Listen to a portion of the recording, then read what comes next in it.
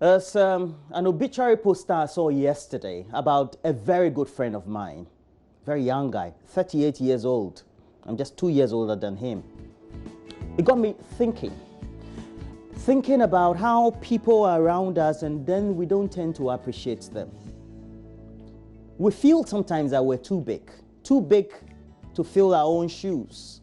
And so we take no cognizance of all those around us. Some of us may have gone to, let's say, Saito, for example, or have lived in, for example, my community where I grew up in Ashaiman, Sukura, some of those areas, let's say in Tamale, where, the posh people don't live.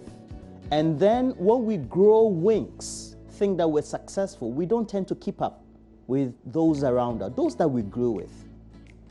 Accounts will say, yes, look, let me tell you, life is short. It doesn't matter even if you're 80 years old. Go and ask your grandfather or your father who is 80 years old whether he wants to die today. No, we all want longevity. But there's also one thing that we have to realize.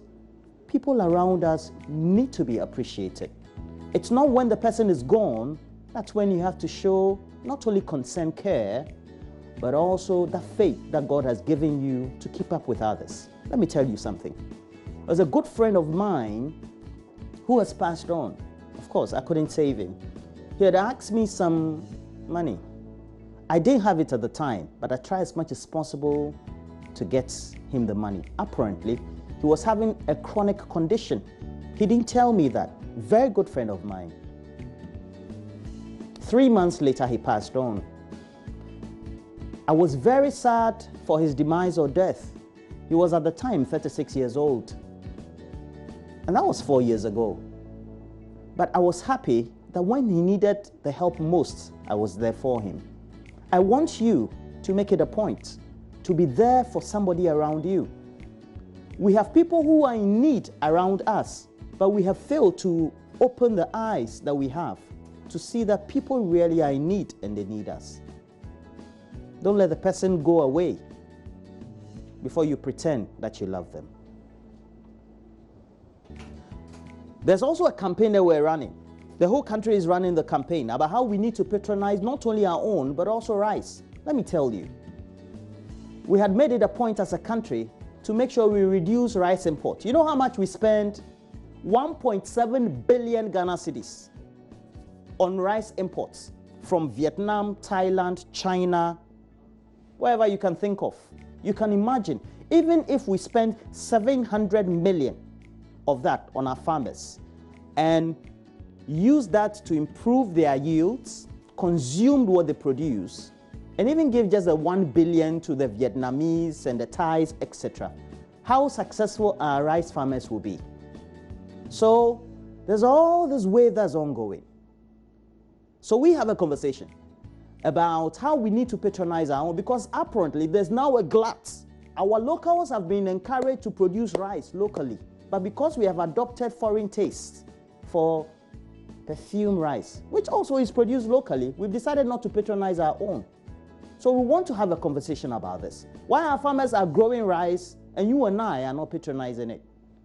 And what also government needs to do to make sure all of us are roped in.